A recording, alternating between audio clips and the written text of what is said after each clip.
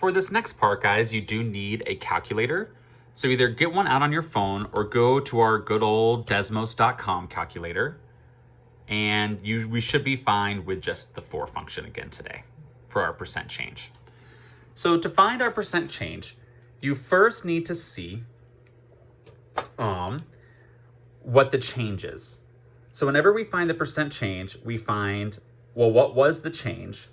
And we're going to divide that by, well, whatever the starting amount was, then times 100.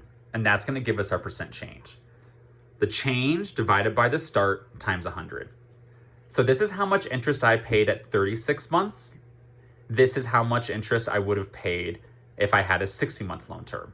So first I need to figure out what's the change. And anytime you guys want to find change, we are going to subtract those two numbers. So I'm going to take that new interest amount, 1,769, and type it in. Minus, because subtraction is always what finds us change. And I'm going to subtract how much interest I paid for that 36 months, 1,167. 1,167. Boom. So when I went from 36 months to 60 months, I ended up paying $602 more for my car in interest.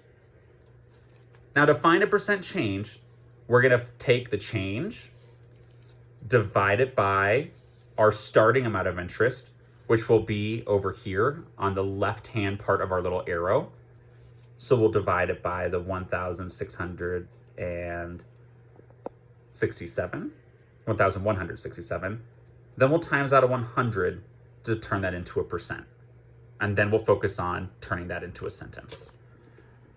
But now I'm going to take that 602 divided by my starting amount of interest of 1,167. Boom. And then I'm going to take just 3 decimals is fine, 3 numbers after the decimal point, times 100.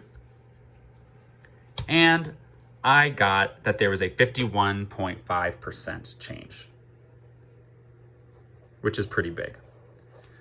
So when we went from 36 months to 60 months, my total interest paid increased by 51.5%. Okay, but I'll get us into that nice sentence here in just a second.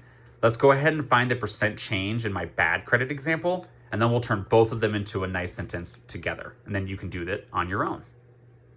So in order to find the percent change, we're going to subtract our two numbers.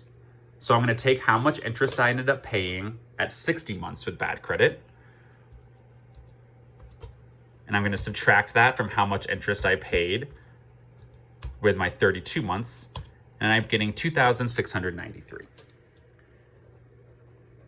Now to find percent change, we take the change, divide it by how much we were paying to start, which we're going to assume is the 36 months. And then we'll multiply that times 100 to turn it into a percent. So I'm going to take my change divided by the start before I went to something new, then times 100. So I'll take the 2,693 divided by 4,172. Then I'll just take the first 3 numbers after that decimal point times 100 to turn it into a percent. And that represents a 64.5% increase. 64.5%. Okay. So now the next step, guys, so those would be the 2 numbers that you would need to type in to your PowerPoint over here. Oops, in your percent conclusions. So make sure to type in that percent change here and also include the fraction, guys, that you included.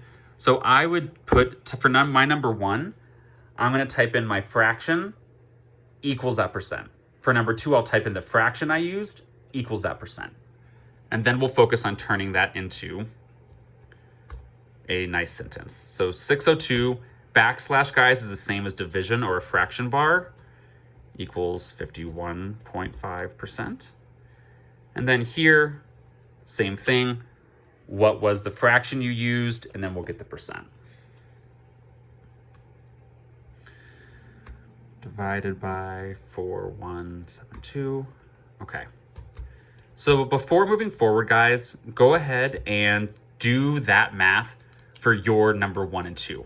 Go ahead and go grab your percent conclusions, sorry, your actual percent changes here, and then you'll be ready to turn them into nice sentences with me.